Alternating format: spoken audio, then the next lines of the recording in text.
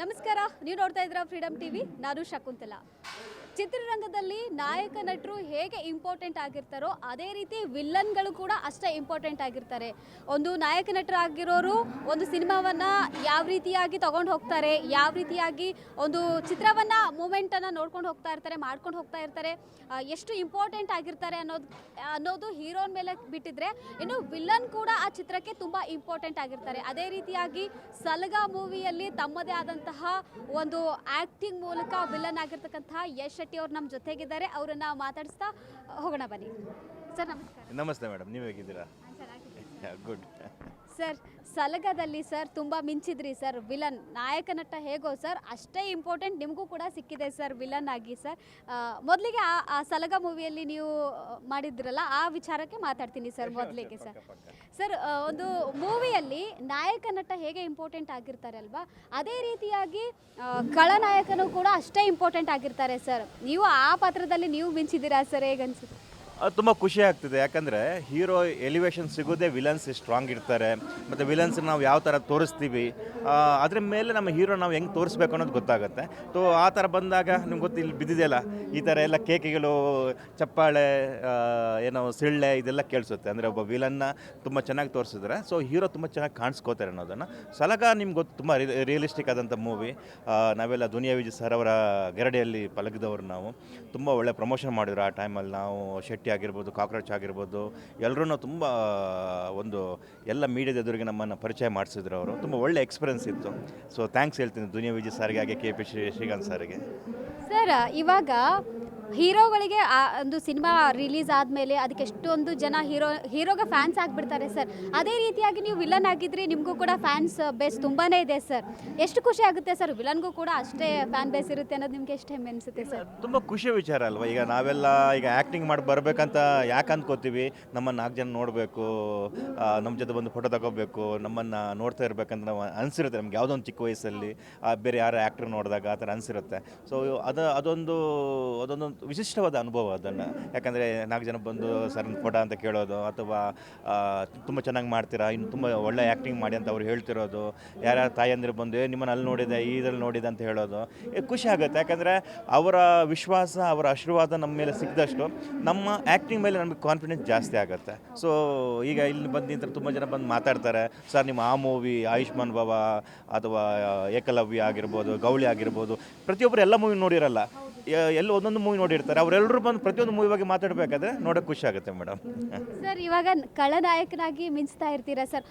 One ಟೈಮಲ್ಲಿ ನೀವು ಇವಾಗ ಹೀರೋಗೆ ಆ್ಯಕ್ಟ್ ಮಾಡಬೇಕಂದ್ರೆ ಯಾವ ರೀತಿಯಾಗಿರುವಂಥ ಪಾತ್ರಗಳನ್ನು ನೀವು ಸೆಲೆಕ್ಟ್ ಮಾಡ್ಕೊತೀರಾ? ಈಗ ನಾವು ವಿಲಾನ್ ಆಗಿ ಮಾಡೋದು ಅಥವಾ ಕ್ಯಾರೆಕ್ಟರ್ ಆರ್ಟಿಸ್ಟ್ ಆಗಿ ಮಾಡಿದಾಗ ಏನಾಗುತ್ತೆ, ಒಬ್ಬ ಡೈರೆಕ್ಟ್ರು ಅಂದ್ಕೊಂಡಿರ್ತಾನೆ ಈ ಕ್ಯಾರೆಕ್ಟರ್ 5 ದಿವಸ ಬೇಕಾಗುತ್ತೆ, 10 ದಿವಸ ಬೇಕಾಗಿರುತ್ತೆ, ಮತ್ತು ಎಲ್ಲ ಡೀಟೇಲಿಂಗ್ ಅವರ ತಲೆಯಲ್ಲಿರುತ್ತೆ. ಸೊ ನಾವು ಹೋಗ್ಬಿಟ್ಟು ಅದಕ್ಕೆ ಜಸ್ಟಿಫೈ ಮಾಡಿಬಿಟ್ಟು ಬಂದುಬಿಡ್ತೀವಿ. ಯಾಕಂದರೆ ಅವ್ರದ್ದು ಕೇಳ್ತೀವಿ ಯಾವ ಥರ ಬೇಕು ಈ ಕ್ಯಾರೆಕ್ಟರ್ ಅಂತ ಹೇಳ್ಬಿಟ್ಟು.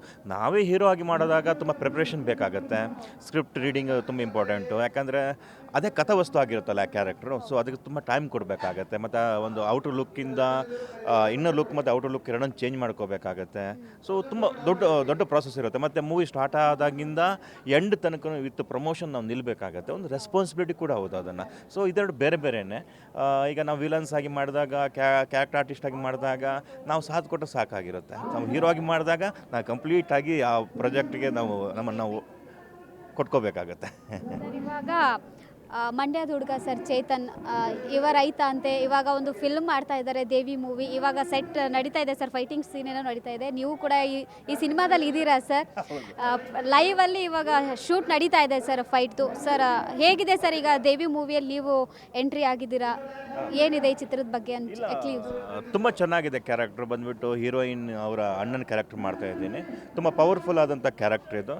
ತುಂಬ ವೇರಿಯೇಷನ್ಸ್ ಇದೆ. ಕೆಲವು ಸಲ ವಿಲನ್ಸ್ ಅಂದಾಗ ನಿಮ್ಗೆ ಏನಾಗುತ್ತೆ, ಅವ್ನು ಕೆಟ್ಟವನೇ ಆಗಿರ್ತಾನೆ.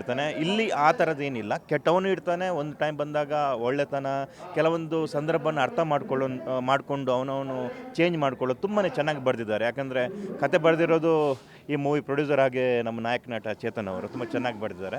ಅವರು ಏನು ವಿಜುವಲೈಸೇಷನ್ ಮಾಡಿದ್ದಾರೆ ಅದನ್ನು ಪ್ರಕಾಶ್ ಅವರು ತುಂಬ ಚೆನ್ನಾಗಿ ತೆಗಿತಾ ಇದ್ದಾರೆ. ಇವತ್ತು ಬೆಳಗ್ಗೆಯಿಂದ ನಮ್ಮದೇ ಸೀನ್ ಇತ್ತು, ಈಗ ಫೈಟ್ ಸ್ಟಾರ್ಟ್ ಆಗಿದೆ. ಆಕಾಶ್ ಸಿನಿಮಾಸ್ ಏನು ಇದು ಎಲ್ಲಿ ಥಿಯೇಟ್ರಲ್ಲಿ ಮಾಡ್ತಾಯಿದ್ದೀವಿ. ಮತ್ತು ನಮ್ಮ ಹೀರೋ ಬಂದುಬಿಟ್ಟು ಡಿ ಬಾಸ್ ಅವರ ಅಪ್ಪಟ ಅಭಿಮಾನಿ.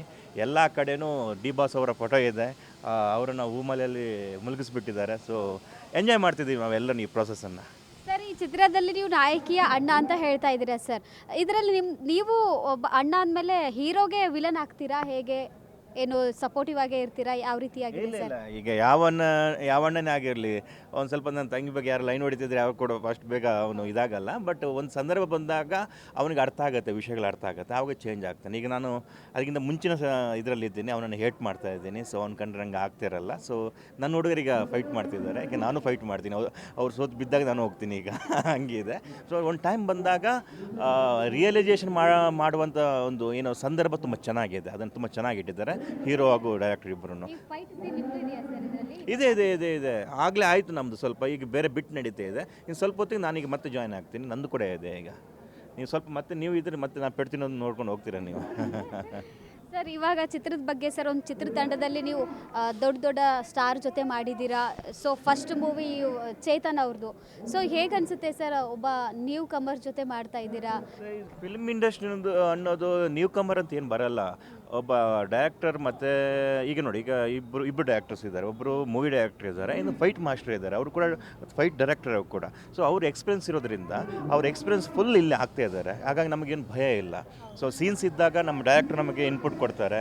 ಫೈಟ್ ಅಂತ ಅಂದಾಗ ಫೈಟ್ ಅಸಿಸ್ಟ್ಗಳಿರ್ತಾರೆ, ಫೈಟರ್ಸ್ ಇದ್ದಾರೆ. ನಮಗೇನು ಏಟ್ ಆಗದಂಗೆ ಯಾವ ಥರ ಮಾಡಬೇಕು, ಇದಕ್ಕೆ ಈ ಥರ ನುಗ್ಗಬೇಕು, ನೀವು ಈ ಥರ ಟರ್ನ್ ತಗೋಬೇಕು ಎಲ್ಲ ಹೇಳ್ಕೊಡ್ತಾರೆ. ಹಾಗಾಗಿ ಯಾವ ಭಯನೂ ಇಲ್ಲ. ಇಬ್ಬಿಬ್ಬರು ಡೈರೆಕ್ಟರ್ಸ್ ತುಂಬ ಚೆನ್ನಾಗಿ ಮಾಡ್ತಿದ್ದಾರೆ ಈಗ. ಯಾಕೆ ಮಾತಂದೆ ಅಂದರೆ ನ್ಯೂ ಕಮರ್ ಅಂತ ಯಾಕಂದೆ ಅಂದರೆ ಅವರೇ ಹೇಳಿದರು ಸ್ವತಃ, ನಾನು ನ್ಯೂ ಕಮರ್ ಅಂತೇಳಿ ನಂಗೆ ಯಾರು ಹೀರೋಯಿನ್ಸ್ ಒಪ್ಕೊಂಡಿರಲಿಲ್ಲ ಅಂತ ಅವರೇ ಹೇಳಿದರು ಸ್ವತಃ ನಂದ್ಕೊಂಡು. ಅದಕ್ಕೆ ನಾನು ಈ ಮಾತನ್ನು ನಿಮ್ಗೆ ಕೇಳಿದೆ. ಇಲ್ಲ, ನಿಮಗೆ ಒಂದು ಅದ್ಭುತವಾದ ಗುರು ಸಿಕ್ಕಿದ್ರೆ ಯಾವತ್ತೂ ಕೂಡ ನ್ಯೂ ಕಮರ್ ಅಂತ ನ್ಯೂ ಕಮರ್ ಅಂತ ನೀವು ಅಂದ್ಕೊಳ್ಳೋಂಥ ಅವಶ್ಯಕತೆ ಇರಲ್ಲ. ಯಾಕಂದರೆ ಒಬ್ಬ ಅದ್ಭುತ ಗುರು ಸಿಗಬೇಕು. ಆ ಥರ ಡೈರೆಕ್ಷನಲ್ಲಿ ಇವರು ಸಿಕ್ಕಿದ್ದಾರೆ, ಪ್ರಕಾಶ್ ಸರ್ ಸಿಕ್ಕಿದ್ದಾರೆ, ದಿಲೀಪ್ ಅವ್ರು ಫೈಟ್ ಮಾಸ್ಟರ್ ಆಗಿ ಸಿಕ್ಕಿದ್ದಾರೆ. ಹಾಗಾಗಿ ಅವರು ಈಸಿಯಾಗಿ ಮಾಡ್ತಿದ್ದಾರೆ. ಅವ್ರ ಜೊತೆ ನಾವು ಕೂಡ ಈಸಿಯಾಗಿ ಮಾಡ್ತಿದ್ದೀವಿ. ಸರ್, ಇನ್ನು ಎಷ್ಟು ದಿನ ಇರ್ಬೋದು ಸರ್ ಇದು ಸಿನಿಮಾದ ಒಂದು ಚಿತ್ರೀಕರಣ? ಇಲ್ಲ, ಈಗಷ್ಟೇ ಅವರು ಶಿವಮೊಗ್ಗದಲ್ಲಿ ಒಂದು ಶೆಡ್ಯೂಲ್ ಮುಗಿಸ್ಕೊಂಡು ಬಂದಿದ್ದಾರೆ. ಈಗ ಬ್ಯಾಂಗ್ಳೂರು ಶೆಡ್ಯೂಲ್ ಶುರುವಾಗಿದೆ. ಇನ್ನು ಮುಂದಕ್ಕೆ ಶರತ್ ಸರ್ ಆಗಿರ್ಬೋದು, ಭವ್ಯ ಅವರು ಆಗಿರ್ಬೋದು, ತುಂಬ ಜನ ಬಂದು ಸೇರ್ಕೋತಾ ಇದ್ದಾರೆ. ಐ ಥಿಂಕ್ ಸೆಪ್ಟೆಂಬರಲ್ಲಿ ಮತ್ತೆ ಶುರು ಆಗ್ತಾ ಇದೆ. ಕಂಟಿನ್ಯೂ ಆಗಿ ನಾವು ಶೂಟ್ ಮಾಡ್ತಿದ್ದೀವಿ. ಸರ್, ಯಾರ್ಯಾರಿದ್ದಾರೆ ಸರ್ ಈ ಸಿನಿಮಾದಲ್ಲಿ, ದೇವಿ ಮೂವಿಯಲ್ಲಿ? ನಂಗೆ ಗೊತ್ತಿರುವಂಗೆ ಚೇತನ್ ಅವರು ಹೀರೋ ಆಗಿ ಮಾಡ್ತಿದ್ದಾರೆ, ಭವ್ಯ ಅವರು ಇದ್ದಾರೆ, ಆ್ಯಂಡ್ ನಮ್ಮ ಹುಲಿ ಕಾರ್ತಿಕ್ ಅವರು ಇದ್ದಾರೆ, ಮತ್ತು ಜಗ್ಗಮಮ್ಮಿ ಅವರು ಇದ್ದಾರೆ. ಆಮೇಲೆ ಶರತ್ ಸರ್ ಮತ್ತು ಎಂಟ್ರಿ ಕೊಡ್ತಾರೆ. ಸೊ ಇಷ್ಟು ಜನ ಇದ್ದಾರೆ. ಮತ್ತು ಇನ್ನು ತುಂಬ ಜನ ರವಿಚೇತನ್ ಅವರು ಇದ್ದಾರೆ, ತುಂಬ ಜನ ಆ್ಯಕ್ಟ್ರಸ್ ಇದ್ದಾರೆ. ಅಂದರೆ ಇನ್ನು ಕಾಂಬಿನೇಷನ್ ಬಂದಾಗ ಗೊತ್ತಾಗುತ್ತೆ ಯಾರ್ಯಾರು ಇರ್ತಾರೆ ಅಂತ ಹೇಳ್ಬಿಟ್ಟು. ಮತ್ತು ಯಾವುದು ಕೂಡ ಆ್ಯಕ್ಟ್ರಿಗೆ ಮೂವಿ ಶುರು ಅಂದರೆ ಸ್ಪಾಟಿಂಗ್ ಬಂದ ಮೇಲೇ ಅಲ್ಲಿ ಕಮಿಟ್ ಅಂತ ಲೆಕ್ಕ ಅಲ್ವಾ. ಅದಕ್ಕಿಂತ ಮುಂಚೆ ಏನು ಚೇಂಜಸ್ಸು ಒಬ್ರು ಇರ್ತಾರೆ, ಮತ್ತು ಆ ಪ್ಲೇಸ್ಗೆ ಇನ್ನೊಬ್ರು ಬರ್ತಾರೆ, ಅದನ್ನೆಲ್ಲ ನಾವು ಇದು ಮಾಡೋಕ್ಕಾಗಲ್ಲ. ಸರ್, ಇನ್ನೊಂದು ಮತ್ತೆ ಸರ್, ನಿಮ್ಮ ನೆಕ್ಸ್ಟ್ ಪ್ರಾಜೆಕ್ಟ್ ಯಾವುದಾದ್ರೂ ಇದೆಯಾ? ಈಗ ಸೀತಾರಾಮ್ ರಾಜು ನಡೀತಾ ಇದೆ, ಆಮೇಲೆ 666 ಡ್ರೀಮ್ ಥಿಯೇಟರ್ ನಡೀತಾ ಇದೆ ಹೇಮಂತ್ ರಾವ್ ಸರ್ದು. ಅದ್ರ ಜೊತೆಗೆ ಈಗ ಹಲ್ಕಾ ಡಾನ್ ಈಗ ಸದ್ಯಕ್ಕೆ ಶುರು ಆಗ್ತಿದೆ. ವಸಿಷ್ಠ ಅವರು ಮತ್ತು ನಾನು ಇದು ಕಡಲ್ಕೋಟೆ ಮುಗಿಸೋ ಬಂದಿದ್ದೀವಿ. ಇನ್ನೊಂದು ಸಾಂಗ್ ಪೆಂಡಿಂಗ್ ಇದೆ ಅಷ್ಟೇ. ಆಮೇಲೆ ನಮ್ಮ ಸೂರಜ್ ಕಾಮಿಡಿ ಕಿಲಾಡಿಗಳು ಅವ್ರದ್ದು ಮಂಗಳ ಮೂವಿ ಫಿನಿಶ್ ಆಗಿದೆ, ಇನ್ನೇನು ಸ್ವಲ್ಪ ಇದೆ ಅಷ್ಟೇ. ಸೊ ಮತ್ತು ಗಿಲ್ಲಿದ್ದು ಪಳ್ಳರ್ ನಡೀತಾ ಇದೆ, ಎಲ್ಲ ಒಟ್ಟಿಗೆ ನಡೀತಾ ಇದೆ. ಈಗ ಸಾಲು ಚಿತ್ರಗಳಲ್ಲಿ ಇದ್ದೀರಾ ಸರ್ ನೀವು. ಯಶಸ್ವಿ ಸಿಗಲಿ ಸರ್, ಹೀಗೆ ಮುಂದಕ್ಕೆ ಹೋಗಿ sir. Madam, thank you very much. ಕೊನೆಯದಾಗಿ ಸರ್, ಈಗ ದೇವಿ ಮೂವಿ ಸೆಟ್ಟಲ್ಲಿ ಇದ್ದೀರಾ, ಲಾಸ್ಟ್ ಸಿನಿಮಾ ಬಗ್ಗೆ ಏನು ಹೇಳ್ತೀರಾ ಸರ್? ನೀವು ನೋಡ್ತಾ ಇದ್ದೀರಾ ಎಷ್ಟು ಜನ ಕೆಲಸ ಮಾಡ್ತಿದ್ದೀರಾ. ಒಂದು ಮೂವಿ ಅಂದರೆ ಅಷ್ಟು ಈಸಿ ಅಲ್ಲ.